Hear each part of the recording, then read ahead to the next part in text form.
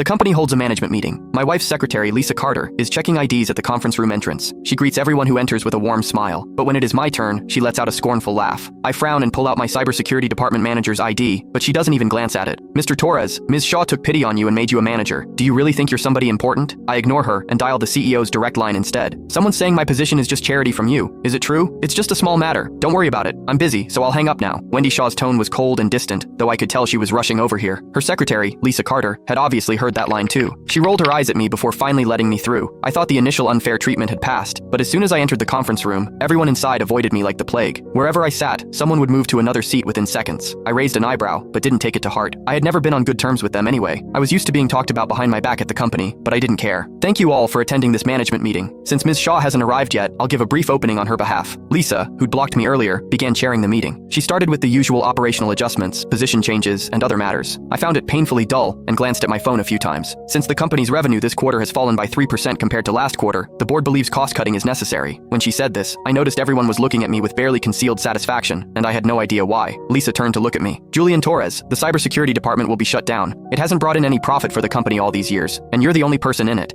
Keeping a department in name only that contributes nothing is pointless, and it reflects badly on the company. I finally understood why everyone was treating me so strangely today. The absurdity of it made me question her. Are you serious? You're really shutting down my department? She let out a snort, as if I couldn't understand plain language. A few colleagues took the opportunity to gang up on me. Come on, Julian, isn't that clear enough? If you can't accept it, maybe you should reflect on yourself. You've been playing on your phone since the meeting started. Disrespecting Ms. Carter is equivalent to disrespecting Ms. Shaw. You do know that, right? Hearing that, I was genuinely speechless. I was checking my phone to monitor the firewall in real time, making sure no virus could hit the company's core systems while I'm away. How on earth does that count as disrespecting Ms. Shaw? They didn't understand a thing, yet there they were, spouting nonsense. Seeing how I responded, they changed tactics again. What's the point of your monitoring? It's not like there are that many threats. We've never even heard of one. Exactly. You probably slack off in your office all day, and now you want to pretend you're working hard? Drop the act. You're just doing this because Ms. Shaw is about to arrive. I looked around at the open hostility directed at me and realized I had never fully understood just how many people looked down on me. The irony was that I was being mocked precisely because the company's system had never been breached. The situation suddenly reminded me of a joke I'd seen online about a programmer who deliberately created bugs just so someone would call him to fix them, all to avoid looking idle. Somehow, the comparison felt uncomfortably accurate. I realized that quietly doing the work without much fanfare clearly hadn't done me any favors. Since that was the case, there was no reason for me to keep being polite. I slowly stood up and met each of their gazes. Without me, this company would have gone under long ago. Who do you think you are bossing me around like that?